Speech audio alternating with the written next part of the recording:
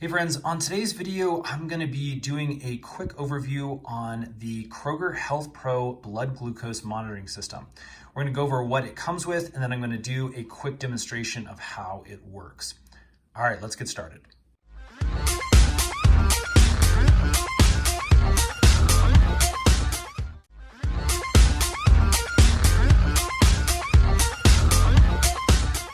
Okay, so a quick disclaimer, this is not an official tutorial in any way. I'm not a diabetic, but I do like monitoring my blood glucose levels. And so this was a great option from Kroger. You can go down to your local branch. Here in Colorado, it's called King Soopers. It might be called something else in your area, but again, this Kroger brand is really, really inexpensive way to kind of get started in this world and test your blood sugar levels. So let's put this box over to the side and I'll show you again what comes in the box for just $9.99. So again, $9.99, great way to purchase the monitor. And basically for $9.99, this is what you're going to get right here. You're going to get your actual monitoring pro here. This is a great little, again, entry-level monitoring system to give you your readouts. You're going to get a lancer, and this is what is going to prick your finger, give you a little blood sample. And then these are the little lancettes. These little blue tabs cover up a tiny little needle, and that is what's loaded into this lancer to give you that specific reading. Now again, it's just these three items plus a little carrying case that you can store all of your items in for easy carrying. And that is what comes in this specific kit for $9.99.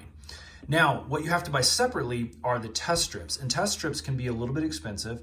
But again, what I found is these from Kroger are actually fairly cheap. So you can get a box of 25 for about $5, $4.99, or two containers that look like this, which include 50 strips, and that ran me $8.99 plus some tax, obviously. So once you have your strips and you've got your lancer, your lancettes, and your little Healthpro monitor, you're ready to get started. I'm going to be focusing on this little lancer, and this is what is used to take your little blood sample. It pricks your finger to create a little droplet of blood that you can then put on this little test strip that goes into the monitor to give you the proper reading. But this little lancer can be a little bit hard to understand exactly how it works. So I want to show you what to do and how to load this thing, or how I, again, load this thing.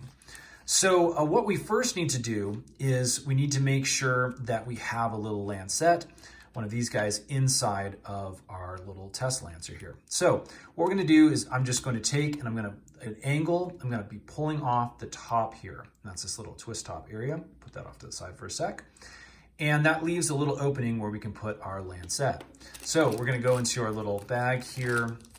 I'm going to pull out one of these blue lancettes. And basically what we're going to do, it doesn't really matter which way you put it in. We're just going to push this down into the lancer, and this is going to cock back our little spring loader. So as you can hear, it cocked it back there. And then what we're going to do is we're going to very gently just twist off this top part, and that's going to reveal the needle underneath.